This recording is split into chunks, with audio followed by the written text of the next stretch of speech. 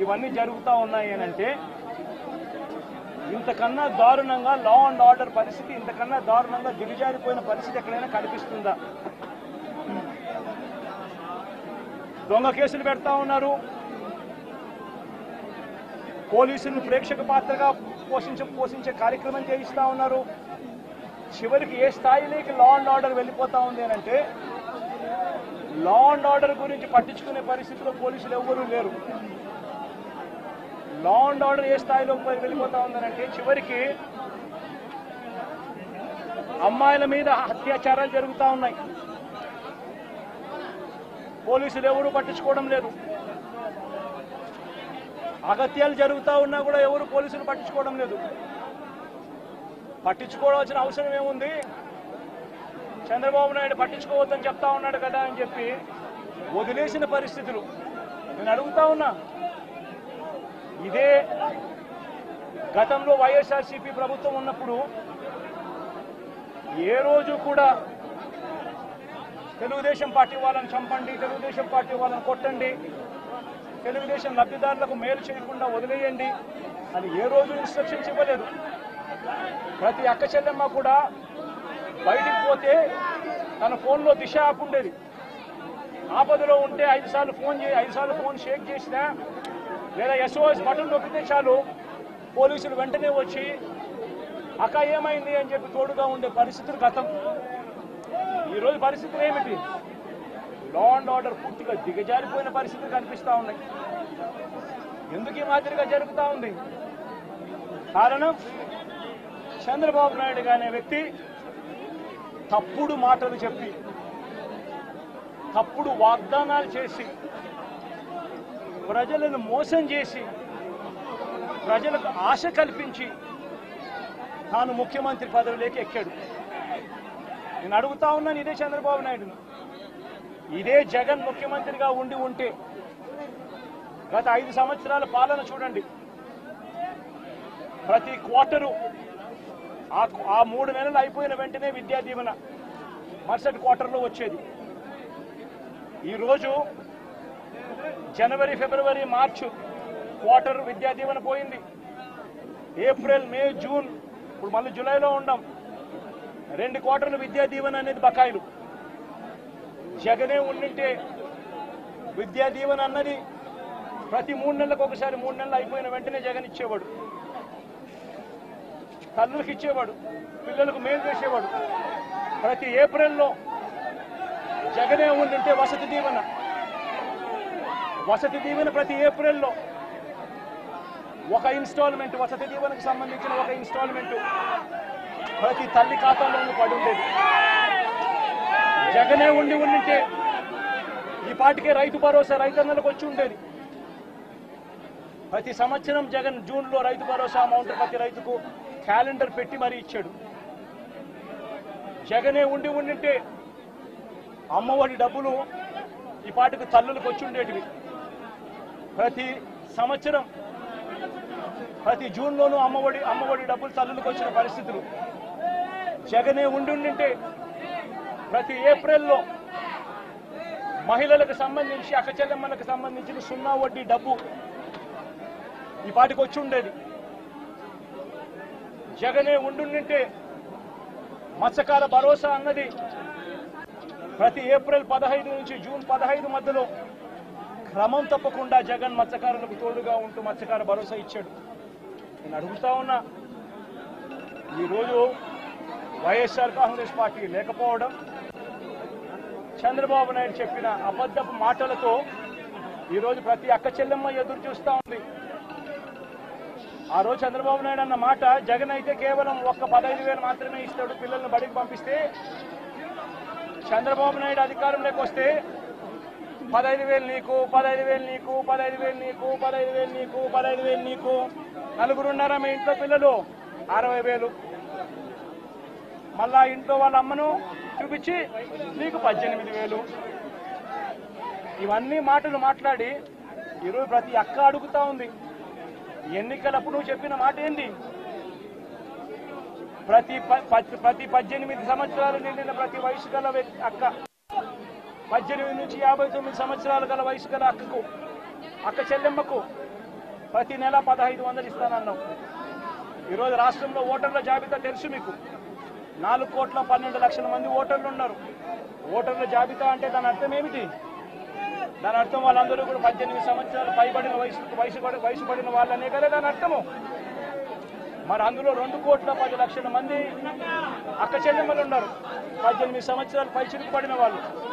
ఆ 2,10,00,000 మంది అక్క చెల్లెమ్మలకు పెన్షన్ తీసుకుంటున్న వాళ్ళు కాస్తో కూస్తో కొంచెం పక్కన పెట్టినా కూడా 1,80,00,000 మంది అక్క చెల్లెమ్మలు ఈరోజు మాకు 1,500 ప్రతి నెల ఇస్తానన్నావు.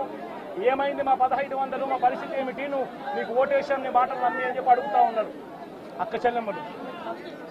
ప్రతి అక్క ప్రతి పిల్లలు అడుగుతా. జగన్మామ ఉన్నప్పుడు క్రమం తప్పకుండా జగన్మామ 15,000 మా అమ్మకి ఇచ్చేవాడు అమ్మఒడి కింద. నువ్వు తల్లికి వందనం అన్నావు. మా ఇంట్లో 4 పిల్లలు ఉన్నారు, 60,000 మా ఇంటికి ఇస్తానన్నావు. ఎప్పుడు ఇస్తావు, ఎందుకు ఇవ్వడం లేదు అని చెప్పి అడుగుతా ఉన్నారు. పిల్లలు అడుగుతా ఉన్నారు, తల్లులు అడుగుతా ఉన్నారు, ప్రతి రైతు అడుగుతా ఉన్నాడు. వ్యవసాయం మొదలైపోయింది, వేగంగా నీకు వ్యవసాయం పనులు జరుగుతూ ఉన్నాయి. రైతు భరోసా సొమ్ము జగన్ ఉంటే వచ్చేది. నువ్వు 20,000 రూపాయలు ఇస్తానన్నావు రైతు భరోసా కింద. పెట్టుబడి సహాయం కింద 50 లక్షల మంది రైతన్నలు ఇవాళ అడుగుతా ఉన్నారు. మా పెట్టుబడి సాయం కింద 20,000 ఇస్తానన్నావు, ఏమైందా డబ్బు అని చెప్పి రైతన్నలు ఎదురు చూస్తూ అడుగుతా ఉన్నారు. ఈరోజు అక్క చెల్లెమ్మలు పొదుపు సంఘాల్లో ఉన్న అక్క చెల్లెమ్మలు అడుగుతా ఉన్నారు. ఏప్రిల్లో పొదుపు సంఘాలకు 0 వడ్డీకి సంబంధించిన 0 వడ్డీ డబ్బులు కట్టాలి. మరి ఎందుకు 0 వడ్డీ డబ్బులు మాకు ఎందుకు కట్టడం లేదు అని అక్క చెల్లెమ్మలు అడుగుతా ఉన్నారు. చదువుకుంటున్న పిల్లలు అడుగుతా ఉన్నారు. ఆ అక్క చెల్లెమ్మలు అడుగుతా ఉన్నారు. ఆ పిల్లలు చదివిస్తా ఉన్న అక్క చెల్లెమ్మలు, మా పిల్లలు చదువులు పోతా ఉన్నారు, కాలేజీలు అడుగుతా ఉన్నాయి ఫీజులు కట్టమని చెప్పి, సర్టిఫికెట్లు ఇవ్వమంటున్నాయి, సర్టిఫికెట్లు ఇవ్వమని చెప్పి కాలేజీలు అంటా ఉన్నాయి. 2 క్వార్టర్లు 2 త్రైమాసికాలకు సంబంధించి విద్యా దీవెన ఇవ్వడం లేదు, ఎందుకు ఇవ్వలేదు అని, వసతి దీవెన ఎందుకు ఇవ్వడం లేదు అని చెప్పి తల్లులు అడుగుతా ఉన్నారు. మత్స్యకారులు అడుగుతా ఉన్నారు, మత్స్యకార భరోసా ఏమిటి అని చెప్పి. ఇవన్నిటి నుంచి కూడా చంద్రబాబు నాయుడు ప్రజలను దారి తప్పించేందుకు, ప్రజలెవరూ కూడా ప్రశ్నించే పరిస్థితి రాకూడదు అనే ఉద్దేశంతో ప్రజల్లో భయాందోళన క్రియేట్ చేసే కార్యక్రమంలో భాగంగా ఈ మాదిరిగా దాడులు చేస్తూ, ఈ మాదిరిగా అన్యాయాలు చేస్తూ, ఈ మాదిరిగా తాను దిగజారిన రాజకీయాలు చేస్తా ఉన్నాడు. ఇది నేను ఒకటే హెచ్చరిస్తా ఉన్నా, ఖచ్చితంగా వీటి మీద ప్రొటెస్ట్ జరుగుతుంది. అసెంబ్లీ రోజున, గవర్నర్ ప్రసంగం రోజున, ఉభయ సభలను ఉద్దేశించి గవర్నర్ మాట్లాడే ప్రసంగంలో గవర్నర్ను ఖచ్చితంగా నిలదీస్తూ, గవర్నర్ ప్రసంగాన్ని అడ్డుతగులుతూ గవర్నర్ను ఖచ్చితంగా నిలదీస్తూ వైఎస్ఆర్సీపీ గలం విప్పుతుంది. దాని తర్వాత ఖచ్చితంగా మళ్ళీ మంగళవారము వైఎస్ఆర్సీపీకి సంబంధించిన ఎమ్మెల్సీలు, ఎమ్మెల్యేలు, ఎంపీలు, రాజ్యసభ సభ్యులు, లోక్సభ సభ్యులు అందరూ కూడా ఢిల్లీకి వెళ్తారు. వెళ్ళి బుధవారము ఢిల్లీలో